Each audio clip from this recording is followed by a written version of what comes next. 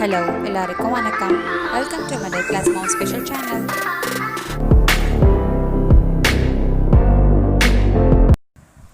இன்றைக்கி இந்த வீடியோவில் ரொம்ப முக்கியமான டாபிக் பார்க்க போகிறோங்க. குழந்தைங்களுக்கு எப்போ எப்படி ஏன் ஏப்பம் வருது அப்படிங்கிறத பற்றி பார்க்க போகிறோம். குழந்தைங்க ஏப்பம் விடுறது கொஞ்சம் கஷ்டமாக இருக்கும். சில டெக்னிக்ஸ் இருக்குது, அதை ஃபாலோ பண்ணால் கண்டிப்பாக குழந்தைங்க ஏப்பம் விட்டுருவாங்க. அதுக்கு என்ன பண்ணணும் அப்படிங்கிறத இந்த வீடியோவில் சொல்கிறேன். இந்த வீடியோவில் ஃபுல்லாக பாருங்கள், ஸ்கிப் பண்ணாமாங்க. அதுக்கு முன்னாடி இது வரைக்கும் யாராவது middle class mouse special channel subscribe பண்ணாமல் இருந்தீங்கன்னா மறக்காமல் சப்ஸ்கிரைப் பட்டனை ப்ரெஸ் பண்ணிவிட்டு கூடவே பெல் ஐக்கானையும் ப்ரெஸ் பண்ணிக்கோங்க. பர்ப்னால் என்னென்னா ஏப்பம். ஏப்பம் எப்போ விடுவாங்க அப்படின்னா, பால் குடித்ததுக்கப்புறம் அவங்க காற்றை முழுங்கிடுவாங்க பால் குடிக்கும்போதே. ஸோ அப்போ அவங்க ஏப்பம் விடணும். ஏப்பம் விட்டால் தான் வயிற்றுக்குள்ளே இருக்க கேஸ் வெளியில் வாய் வழியாக வரும். அவங்களுக்கு டைஜஸ்டிவ் ஈஸியாக ஆகும், கம்ஃபர்டபுளாக ஃபீல் பண்ணுவாங்க. செகண்ட், ஏப்பம் ஏன் இம்பார்ட்டண்ட் அப்படின்னு சொல்லிடுறேன். ஏப்பம் விடலை அப்படின்னா அவங்களுக்கு வயிறு இழுத்து பிடிச்சிக்கும். அது கோலிகேட் அப்படின்னு சொல்லுவாங்க. வயிறு வலிக்கும், அவங்க அழுவாங்க. அவங்க எதுக்கு அழுகுறாங்கன்னு கூட நமக்கு தெரியாது. ஸோ வயிறு வலின்னா நம்ம ஏப்பம் விட்டால் அவங்களுக்கு அந்த வயிறு வலி இருக்காது. செகண்ட், தூக்கம் வராது. சில குழந்தைங்களுக்கு தூங்காமல் அழுதுகிட்டே இருப்பாங்க. அதுக்கும் அவங்க ஏப்பம் விட ட்ரை பண்ண வைக்கணும். தேர்டு, சோக்கிங் ப்ராப்ளம் ரிலீஸ் ஆகிடும். ஸோ இந்த ப்ராப்ளம்லாம் அவாய்ட் பண்ணணுன்னா கண்டிப்பாக அவங்க பால் குடித்ததுக்கப்புறம் ஏப்பம் விடணும். அதனால தான் ஏப்பம் ரொம்ப இம்பார்ட்டண்ட் அப்படின்னு சொல்கிறாங்க டாக்டர்ஸ் எல்லாம். நெக்ஸ்ட், எப்போ ஏப்பம் விடணும். குழந்தைங்க 6 மாதம் குழந்தைங்கன்னா இம்மீடியட்டாக பால் குடித்ததுக்கப்புறம் அவங்கள ஏப்பம் விட வைக்கணும். இதே பாட்டில் ஃபீடிங்காக இருந்தது அப்படின்னா இடையில ஒரு 2 monthsக்கு அப்புறம் இல்லாட்டி பாட்டில் ஃபீடிங் முடித்ததுக்கப்புறம் அவங்கள ஏப்பம் விட வைக்கணும். Next, position R techniques. ஏப்பம் விட நான் ஒரு 4 டெக்னிக்ஸ் சொல்லிக் கொடுக்குறேன். அது என்னென்னு தெரிஞ்சுக்கோங்க. அது ஒன்று ஒன்றா ட்ரை பண்ணி பாருங்கள். உங்கள் குழந்தைங்களுக்கு எது அது சூட் ஆகுதோ அதை நீங்கள் ட்ரை பண்ணி ஏப்பம் விட வைக்கலாம். ஃபஸ்ட்டு, நம்ம உட்கார வச்சு தலை நிற்கிற குழந்தைங்களுக்கு நம்ம ரைட் ஹேண்டை அவங்க சின்னும் செஸ்ட்டையும் பிடிச்சி கவர் பண்ணுற மாதிரி வச்சுட்டு பின்னாடி அவங்களுக்கு பேட் பண்ணி கொடுக்கலாம். இல்லை கீழேருந்து அப்வர்டில் தட்டி கொடுக்கலாம், மேலேருந்து கீழே டவுன்வர்ட் கூட தட்டி கொடுக்கலாம். இப்படி தட்டி கொடுக்கும்போது அவங்களுக்கு ஈஸியாக ஏப்பம் விட வாய்ப்பு இருக்குது. தேர்ட், நீங்கள் அவங்கள டம்மி டைம் மாதிரி குப்புரை படுக்க வச்சுட்டு தலையை மூக்கை காலில் படாமல் திருப்பி வச்சுட்டு அதுக்கப்புறம் முதுகில் தட்டி கொடுங்க.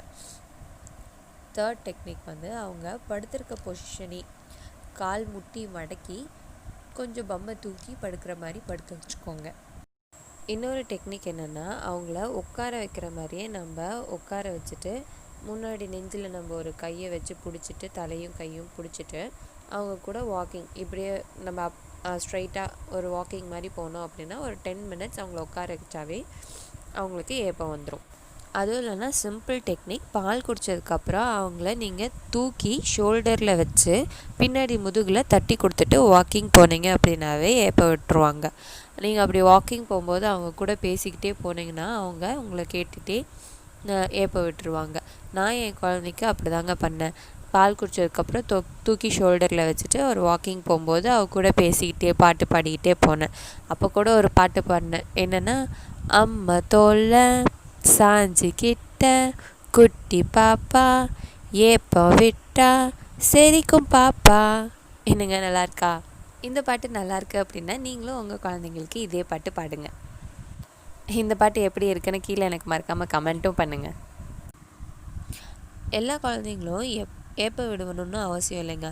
சில குழந்தைங்க ஒரு 5 minutes பேட் பண்ணிகிட்டே இருந்தால் ஏப்பம் விட மாட்டாங்க. அதுக்கு கவலைப்பட வேண்டாம். நீங்கள் 5 minutes அவங்கள உட்கார வச்சு பேட் பண்ணிகிட்டே இருங்க, அதுவே போதும்.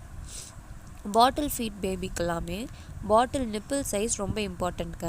அவங்க ஏஜுக்கு ஏற்ற மாதிரி அவங்களோட பாட்டில் நிப்பிள் சைஸ் மாதிரி யூஸ் பண்ணிகிட்டே இருங்க. அப்போ தான் அவங்க அதிகமாக காற்றை ஸ்வாலோ பண்ண மாட்டாங்க.